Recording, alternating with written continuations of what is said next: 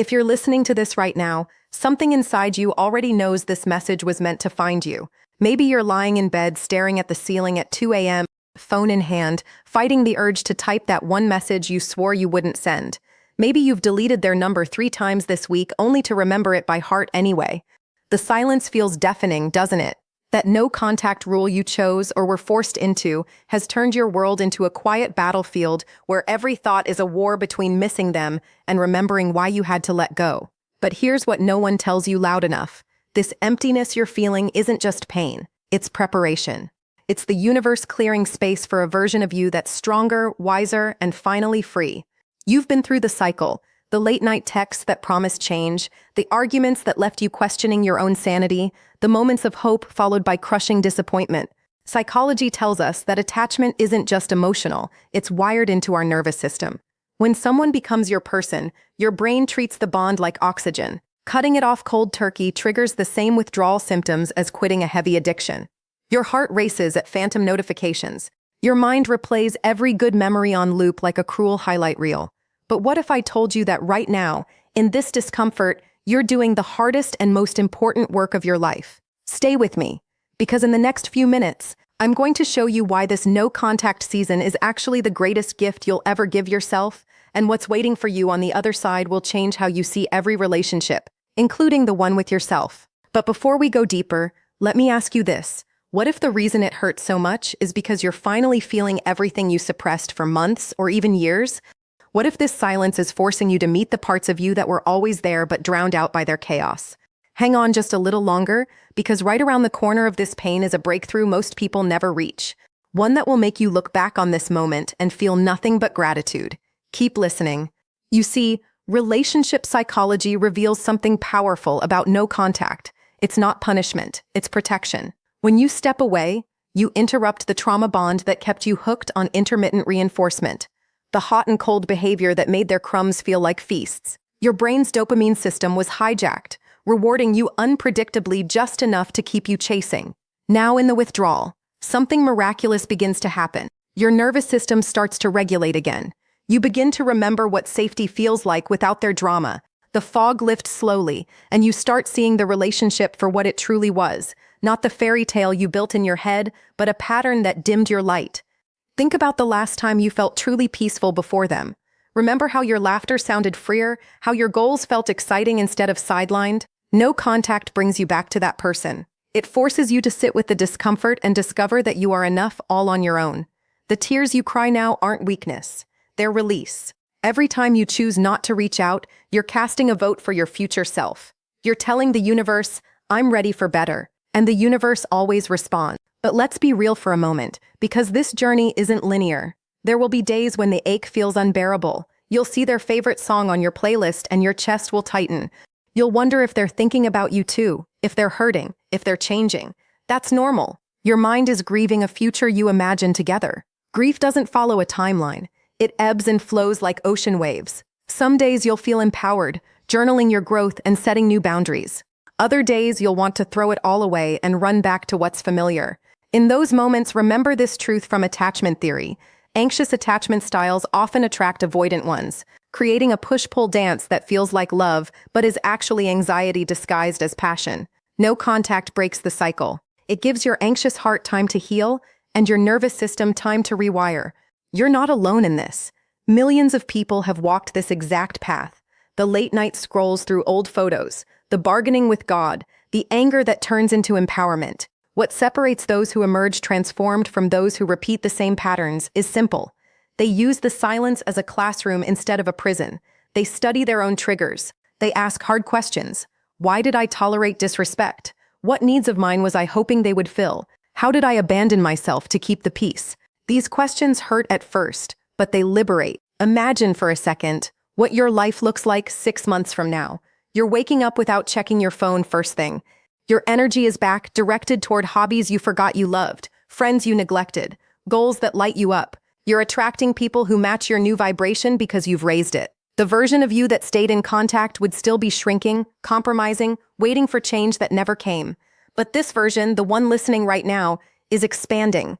Psychology calls this post-traumatic growth. It's real, Studies show that people who navigate heartbreak with intention often report higher levels of self-awareness, stronger boundaries, and deeper appreciation for life than before the pain. You're not just surviving this, you're being rebuilt stronger. Here's where it gets interesting. The longer you maintain no contact, the more your brain starts to form new neural pathways. The memories lose their emotional charge. What once triggered intense longing becomes just another chapter in your story. You start dating yourself, taking yourself on the dates you waited for them to plan, speaking to yourself with the kindness you gave them so freely. You realize love isn't supposed to feel like constant anxiety. Healthy love feels like peace. It feels like freedom to be fully yourself without walking on eggshells. But let's talk about the dark side for a moment, because pretending it's all sunshine won't help you. There might be moments when you idealize the past. Your brain will edit out the red flags and replay only the good times. This is cognitive dissonance at work. You invested so much that admitting the truth feels threatening to your ego. Push through it. Write down the truth. The times they dismissed your feelings. The promises broken. The way your intuition screamed warnings you ignored. Reading those truths on hard days is like armor. It reminds you why you chose yourself. Curiously, many people in no contact discover hidden strengths they never knew existed. Maybe you start exercising not to look good for them, but because moving your body helps process emotions. Maybe you pick up a journal and the words pour out, raw, honest, healing. Or perhaps you finally pursue that career move you put on hold. The silence creates space for creation. Artists make their best work after heartbreak. Entrepreneurs launch businesses. People travel solo and fall in love with their own company. What will your breakthrough look like? Only you can decide. But it starts with choosing curiosity over rumination. Instead of asking, why did they do this to me? Ask, what is this teaching me about what I deserve? Let me paint a picture that's incredibly relatable. Picture the first time you successfully went a full day without checking their social media. The pride you felt, or the night you almost texted but instead called a friend and talked it out. Small victories compound. Each one rewires your self-worth. Relationship experts often say that no contact is the ultimate act of self-love because it says, my peace is more important than their chaos. Your nervous system begins to trust you again. You become your own safe place. As the weeks turn into months, something profound shifts. You stop waiting for their apology or closure.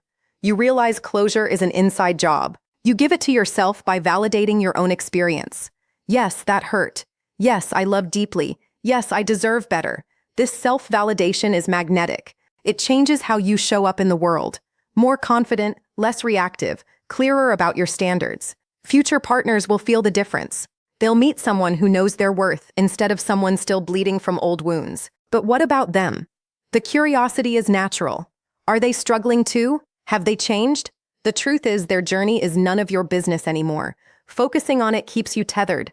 Every ounce of energy you spend wondering about them is energy taken from your healing. Redirect it. Invest in becoming the person who wouldn't tolerate that treatment again. Become so full of self-respect that going back feels impossible. That's the goal. Not to make them miss you, though they probably will, but to make yourself unreachable to anyone who doesn't value you fully. Psychologically, no contact activates your parasympathetic nervous system over time. The fight-or-flight response calms, sleep improves, anxiety decreases. You start enjoying simple pleasures again. Sunsets, good books, deep conversations. Life expands. The relationship that once consumed your entire identity becomes a small part of a much richer story. You're not defined by how they treated you. You're defined by how you responded. And you're responding with courage. Let's go even deeper into the psychology. Humans are wired for connection, but we're also wired for growth. When a relationship threatens your sense of self, your psyche will eventually rebel. The no-contact phase is that rebellion manifesting as healing. It's your inner wisdom saying enough. Trust that wisdom. It's been there all along, whispering beneath the noise of their influence.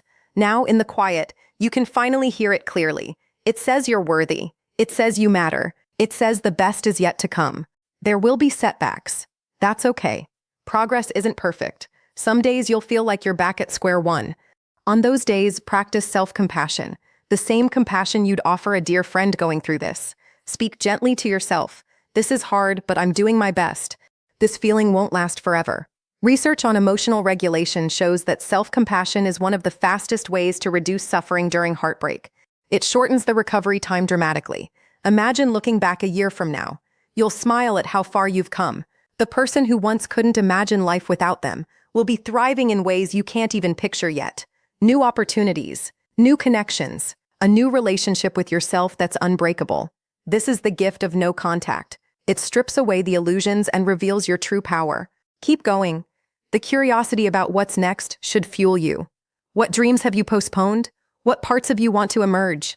What kind of love do you truly want to call in? Write it down. Speak it into existence. The universe responds to clarity and commitment. Your commitment right now to yourself, to your peace, is powerful. As we continue, remember that every successful person you admire has likely faced their own dark night of the soul. Heartbreak has launched empires, inspired art, and forged unbreakable spirits. Yours is no different. This message found you because you're ready for the next level. You're ready to stop settling. You're ready to love better, starting with yourself. The emotional waves will come, but you'll learn to surf them instead of drowning. You'll develop resilience that serves every area of life. Career challenges, you'll handle them with grace. Friendships, you'll nurture the ones that uplift you. Future love, you'll enter it whole, not hoping someone completes you. This is the transformation. Let's talk about boundaries for a moment. No contact is the ultimate boundary. It teaches others, and more importantly yourself, that your energy is sacred. Once you internalize this, you set boundaries everywhere. You say no to disrespect quickly. You protect your time.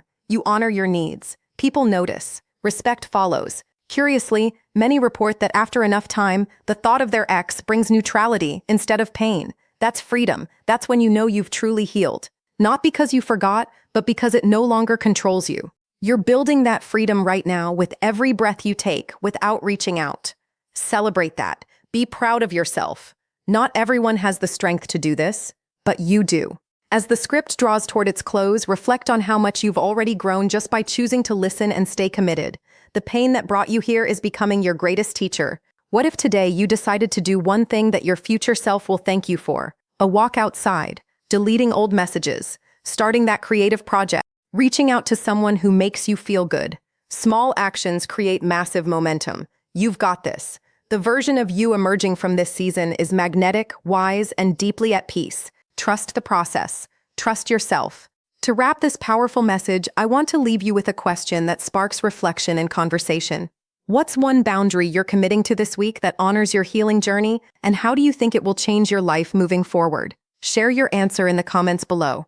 I read every single one, and your story might just inspire someone else walking this same path. You've got everything you need inside you. Keep going. Your breakthrough is closer than you think.